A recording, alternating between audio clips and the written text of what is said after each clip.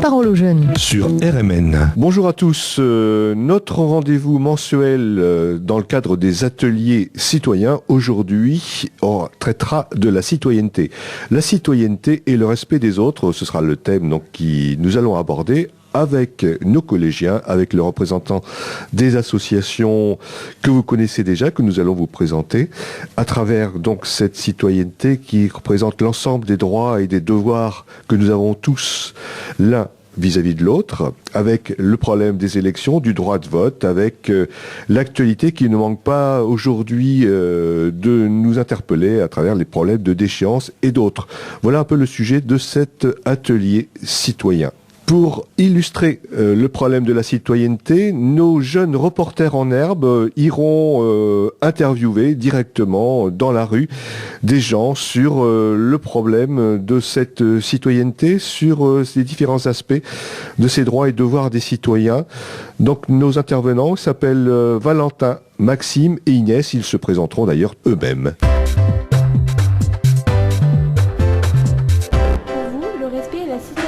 Ont-ils un lien ? Être citoyen, la citoyenneté, c'est respecter les autres et donc c'est faire que tout le monde puisse vivre ensemble. Donc bien sûr, ça passe par le respect. Donc il y a un lien très fort entre citoyenneté et respect. Oui, bien sûr, le respect des autres. Être citoyen, c'est voir non seulement l'intérêt personnel, mais l'intérêt de tous. Oui, je pense que à partir du moment où on respecte les gens, on a un respect pour les choses qui nous entourent et voilà ce qui fait de nous des citoyens. Après, on peut arriver à être très respectueux sans forcément être citoyen et vice-versa, se montrer très citoyen et en même temps manquer de respect pour plein de choses. Mais je pense que oui, effectivement, il y a un lien en fait. Selon vous, le respect est-il important pour vivre ensemble ? Oui, très important. Absolument. Sans respect, ça donne l'anarchie et le chaos. Il faut commencer par respecter les autres pour pouvoir vivre ensemble et faire que ça se passe bien. Qu'est-ce que le respect du voisinage pour vous est-il important ? Oui, c'est important de respecter les voisins. C'est une bonne entente dans le voisinage, c'est toujours plus pratique à vivre, plus agréable. Et le respect du voisinage, ça commence par des choses très simples. C'est le respect par le bruit, éviter de faire du bruit. Donc il y a des textes de loi là-dessus. Donc c'est respecter son voisin en faisant pas trop de bruit. C'est faire que il y a des choses simples comme le bonjour, le au revoir. Et puis voilà. Le respect du voisinage, c'est-à-dire respecter les autres, c'est-à-dire pas faire de bruit excessif, ne pas claquer les portes à 3h du matin par exemple, ou se garer dans le garage de mon voisin, ni faire de bruit, de faire un bruit excessif la nuit. Avez-vous déjà eu des problèmes de voisinage ? Oui, j'ai déjà eu des problèmes de voisinage. Oui, j'ai des voisins qui se sont garés devant mon garage, donc ce qui m'empêchait de rentrer ma voiture, ou j'avais un voisin aussi du dessus qui mettait sa sono à fond, si bien que chez moi j'entendais même pas la télé. Non, je fais pour que ça se passe au mieux, non. Pensez-vous que c'est une attitude citoyenne ? Pas du tout, mais comme il buvait et se droguait, j'ai pensé que c'était à cause de ça. Ou alors il était devenu totalement sourd, au choix. Non, parce que c'est vrai qu'on si déjà avec ses voisins ça se passe pas bien, alors avec des gens qu'on ne connaît pas, ça pourrait être encore pire. Donc non, effectivement, être une attitude citoyenne, c'est faire que déjà qu'avec ses voisins, les gens avec qui que l'on voit régulièrement, ça se passe bien. Respectez-vous votre environnement par rapport aux autres ? Oui, je fais attention à ne pas laisser le lieu tel que je l'ai trouvé, voir si je peux l'améliorer derrière, c'est mieux. Je suis effectivement très, très conscient de ça et je suis très vigilant à ça et j'y porte effectivement un regard important, donc c'est très important aussi à mes yeux. Oui, je suis très respectueuse des autres. Pensez-vous que faire du tri sélectif est une attitude citoyenne ? Oui, tout à fait, ça évite le gaspillage des ressources. Oui, bien sûr, c'est dans le respect de la planète, donc c'est recycler.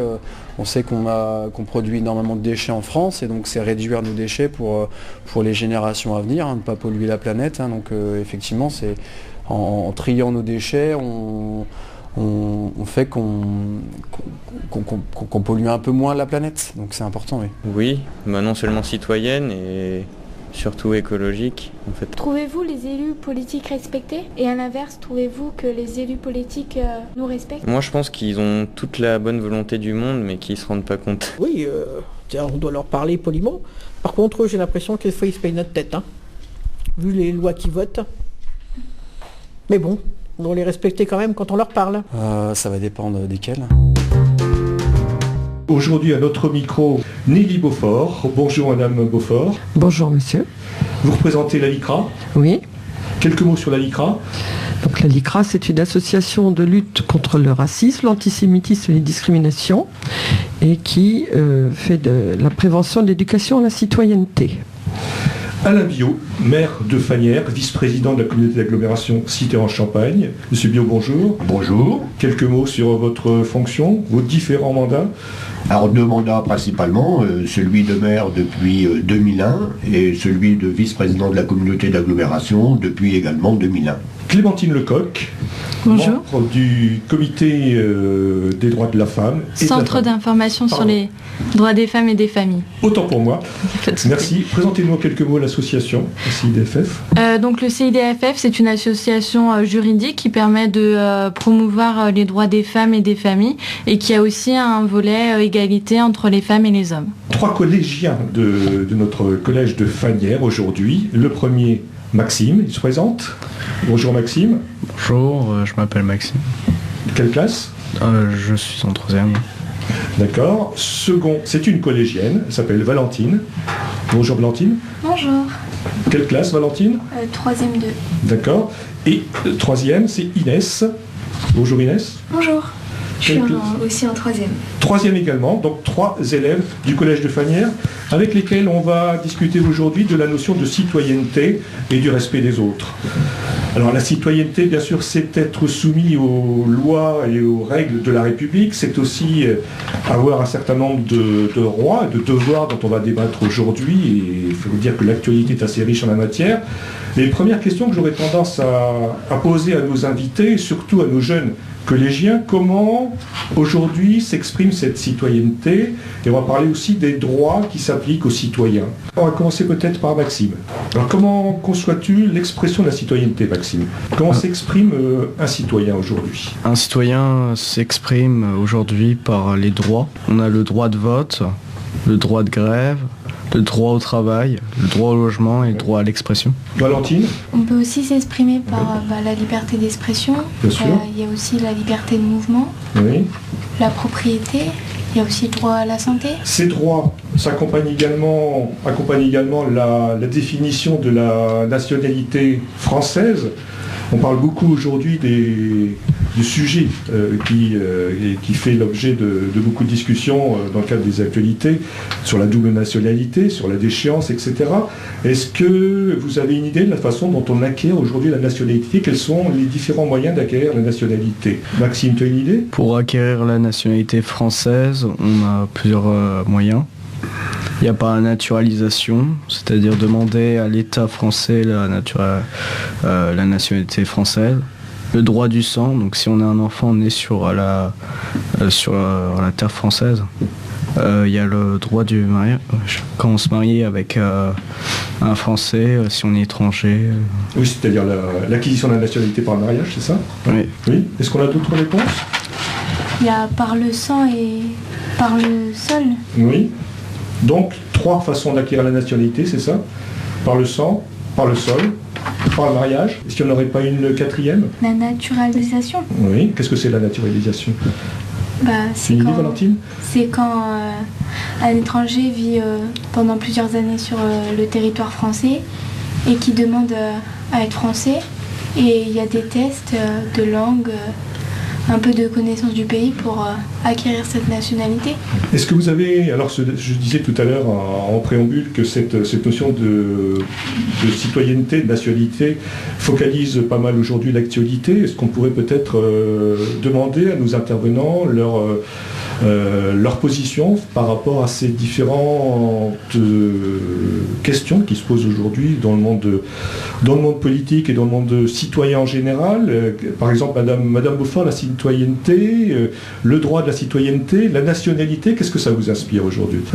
La position de la LICRA, disons que c'est resté sur la notion d'égalité de tous. Ça serait contraire, c'est un petit peu difficile, parce que c'est une question extrêmement délicate, donc il serait contraire à l'esprit d'égalité que de diviser la population sur des notions de nationalité, de faire des différences entre les citoyens, étrangers ou pas, pour l'accès à la nationalité.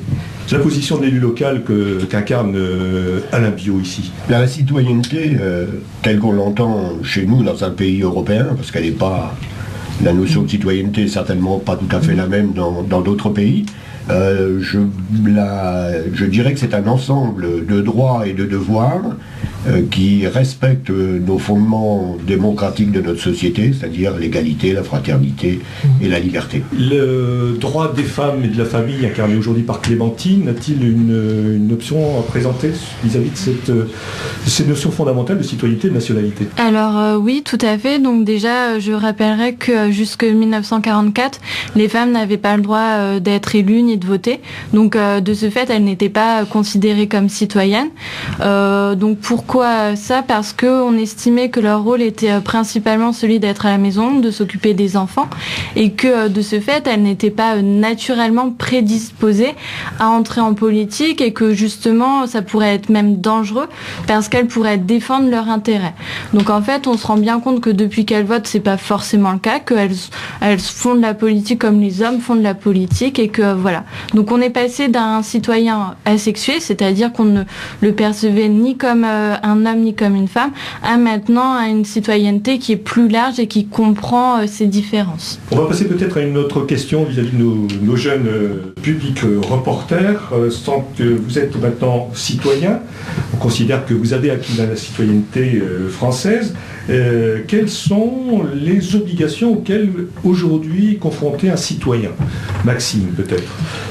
Un citoyen aujourd'hui est obligé de respecter la loi, respecter les autres au niveau de la loi et de leur vie privée, et payer les impôts que l'État met et que les communes mettent. Donc deux obligations essentielles, c'est-à-dire le respect des lois et le paiement des impôts. Valentine? On doit aussi respecter le travail des autres et l'environnement. Question un peu accessoire sur ces droits et surtout la liberté d'opinion. Qu'est-ce que vous pensez de la liberté d'opinion, liberté d'expression, qui est son corollaire, et où commence-t-elle, où s'arrête-t-elle? Là aussi, je demande à Maxime ce qu'il en pense. La liberté d'expression s'arrête là où commence celle des autres. Autre question sur les droits et les devoirs du citoyen. On a évoqué, effectivement, on a énuméré les différentes obligations qui s'attachent aux citoyens. Comment faites-vous la différence entre un droit et un devoir? Un devoir, c'est ce qu'on est obligé de faire. Un droit, c'est ce qu'on doit faire ou ce qu'on n'est pas obligé de le faire. Oui, et qu'est-ce qui fait que tu es obligé de respecter? Est-ce qu'il y a une conséquence si tu ne respectes pas la loi? On peut avoir une peine ou une amende. Bon, je crois qu'on va inverser l'ordre de passage de façon à ce que tout le monde puisse s'exprimer, notamment sur la question 7, où on va parler peut-être du respect d'autrui. Qu'est-ce que vous appelez, Inès en particulier, qu'est-ce qu'on entend lorsqu'on parle du respect d'autrui? Le respect des autres, parce que tu es un pendant quand même du droit de la citoyenneté. Qu'est-ce que tu penses, Inès, de cette notion-là? Qu'on doit respecter la vie privée des autres et qu'on... Enfin voilà quoi. Oui, et dans cette liberté, qu'est-ce qu'on y met en particulier? Comment s'exprime cette liberté? À travers quel comportement de la vie courante? Valentine, peut-être, tu peux aider Inès? Par le respect, quoi. On ne doit pas insulter, on ne doit pas dégrader... Oui. On a parlé des opinions tout à l'heure, on parle également de religion peut-être aussi, donc le respect des autres, c'est aussi le respect de la religion des autres, c'est ça? Oui. On peut le dire? Maxime, ton idée? Ne pas les discriminer selon leur couleur de peau ou leur voix, ou même au niveau de l'âge. Donc le refus de la ségrégation, c'est-à-dire en fonction des races ou des opinions de quelqu'un, c'est ça? Nos intervenants, peut-être des interventions sur ce thème? Je crois que c'est important parce que c'est le... C'est M. Biot qui parle. C'est le ferment du bien vivre ensemble. Et s'il n'y a pas ça, on vit dans une société qui ne tient pas debout. Le respect des autres, c'est quelque chose de primordial. Et bon, je vois même j'ai quelques exemples en tête de voisins qui se chamaillent pour des bricoles. Parfois, ils ne savent même pas comment ça a commencé. Voilà, ça les rend malades, ils prennent des médicaments. Et il suffit de les mettre autour d'une table et leur demander, ben voilà, dites-moi comment ça a commencé. Et ils ne savent pas. Alors je leur demande toujours, mais comment vous arrivez à vous rendre malade alors que vous êtes voisins depuis 40 ans, etc. Et généralement, les choses s'arrangent quand on met le doigt sur l'effet qui a déclenché ce malaise. Très rapidement, tout rentre dans l'ordre. C'est facile pour un élu local de mettre deux personnes en position comme ça autour d'une même table? Alors c'est de leur volonté. Parfois, certains voisins qui ont des contentieux entre eux ne peuvent plus se voir, même autour d'une table. J'essaye de servir de médiateur, mais c'est à la bonne volonté des gens. Alors souvent, je les reçois l'un derrière l'autre. Donc c'est une fois tout blanc, une fois tout noir. Donc on n'avance pas beaucoup. C'est pour ça qu'à chaque fois, j'essaye de se faire rencontrer tout le monde. Et là, le problème se résout très facilement. Madame Beaufort ? Oui, alors Maxime a parlé de discrimination. Moi je dirais que le combat contre le racisme et les discriminations, c'est la plus grande marque de respect de l'autre. C'est-à-dire ne pas rester indifférent quand quelqu'un se fait discriminer ou insulter par des propos racistes. Et ça concerne tout le monde, c'est pas uniquement le combat de la LICRA. Et c'est ce à quoi nous travaillons. Faire prendre conscience de la nécessité de ne pas se replier sur soi, de ne pas être indifférent aux autres, et ça évite les divisions entre les citoyens, le repli sur soi. Donc c'est le repli dans une communauté par exemple, et c'est contraire aux principes républicains.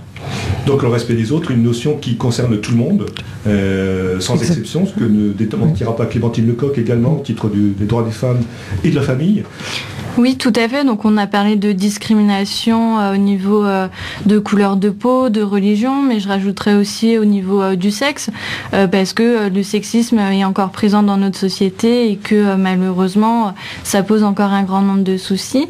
Et ensuite on parlait aussi de troubles dans le voisinage. Je ferai un parallèle. Depuis 2006, en fait, on a introduit la notion de respect dans le mariage, c'est-à-dire qu'on doit respecter le corps de l'autre, mais aussi les décisions, le point de vue de l'autre personne. Question que j'adresse à nos jeunes collégiens sur les droits et les obligations d'un citoyen, parce que je rappelle, c'est le thème de notre émission, la citoyenneté, ses droits, ses obligations. Vous êtes en présence d'une personne en situation de danger. Quelle est l'attitude à avoir? Est-ce que vous êtes obligé d'intervenir? Qu'est-ce que vous faites là? Je pose la question à Maxime. On a le devoir d'aider les personnes en danger, seulement si on ne se met pas soi-même en danger. En cas de ce qu'on appelle non-assistance en personne en danger, Valentine, c'est à toi que je pose la question. Est-ce que le fait de non intervenir, c'est possible? C'est autorisé? Non, c'est pas autorisé, quoi. Je vois pas pourquoi on n'aiderait pas une personne. Quoi, on aimerait bien que si ça arrive à nous, qu'on soit aidé. La sanction, est-ce qu'il existe une sanction si quelqu'un n'intervient pas en présence d'une personne en danger? Oui, elle prévoit des sanctions si jamais on n'aide pas les personnes qui sont en danger.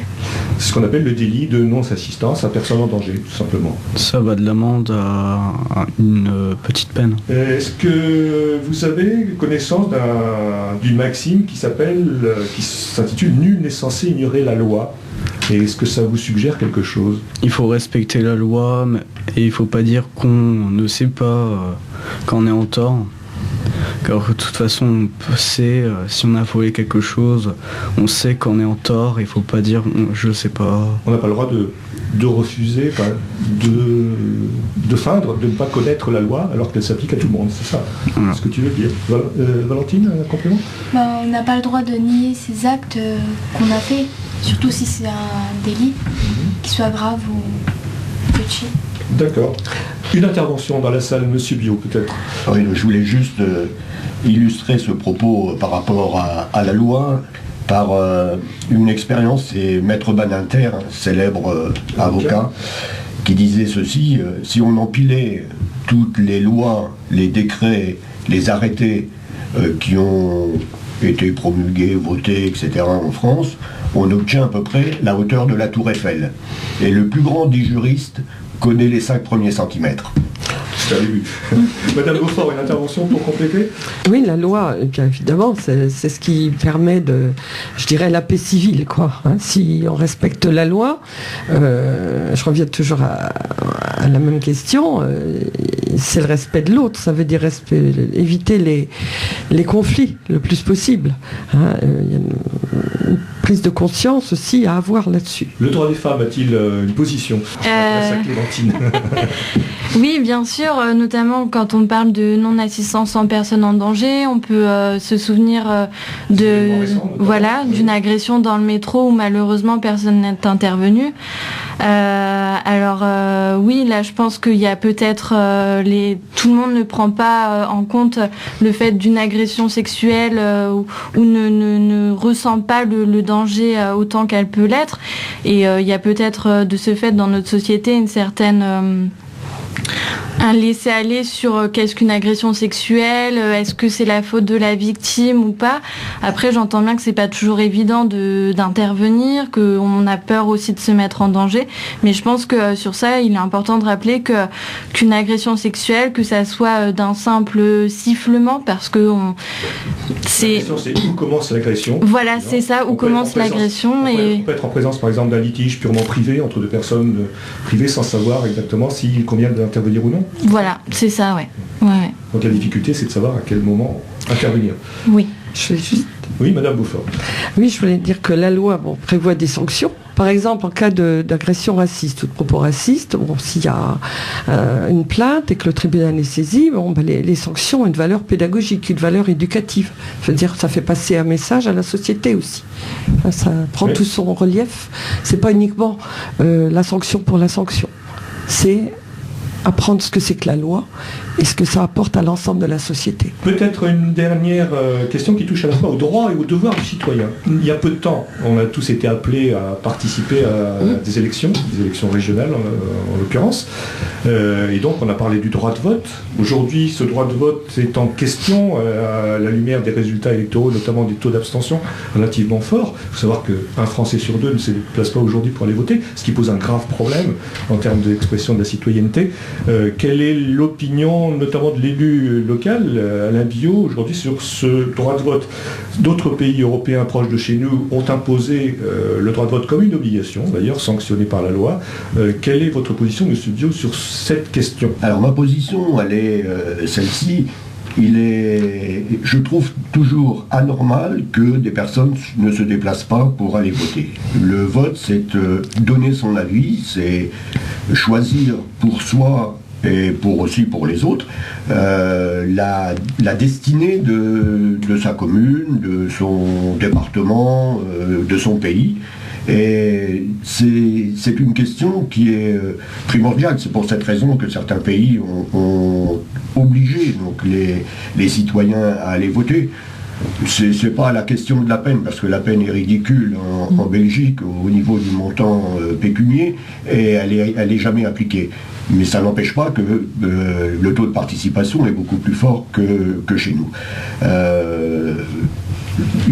Il me paraît toujours regrettable qu'il y ait beaucoup d'abstention parce que, comme vous le rappeliez, ça peut effectivement déstabiliser la représentation des citoyens par rapport aux élus qui sont élus de ce fait par une partie infime des votants. On peut citer, excusez-moi, un exemple, aux dernières élections régionales, le taux de participation fait que le parti majoritaire aujourd'hui qui gouverne la plupart des régions a été élu par un citoyen sur 10. Exactement. Est-ce qu'on peut se poser effectivement cette question légitime? Est-ce que c'est normal? Est-ce que cet élu est dignement représenté, représente ses concitoyens?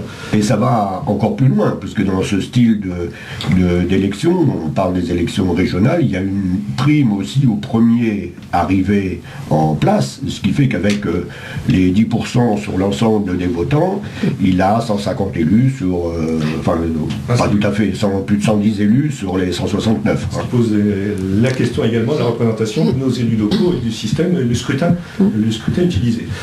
Est-ce que, donc on a fait le tour, est-ce que vous avez des interventions encore sur ce droit de vote autour de cette table, nos jeunes collégiens par exemple? Vous allez bientôt voter dans quelques années, dans 4 à 5 ans. Qu'est-ce que vous pensez de cette... Est-ce que vous allez voter vous-même? Est-ce que vous avez déjà une idée? Oui. De toute façon, si on vote pas, on ne pourra pas se plaindre si c'est pas la personne qu'on choisit. Ou même si la personne a un programme totalement pour nous nul. C'est-à-dire qui ne correspond pas à ce que tu estimes devoir être un bon programme. Oui, Valentine et Inès peut-être? Votre sentiment? Je ne sais pas si plus tard je vais voter. Je ne sais pas comment évolue la société, car il y a beaucoup de changements en ce moment. Mais en tout cas, comme a dit Maxime, c'est sûr que si je ne vais pas voter, je ne me plaindrai pas. Mais d'une part, c'est un avis partagé. Je voulais poser une question. Est-ce que tu estimes qu'il n'est pas utile de voter?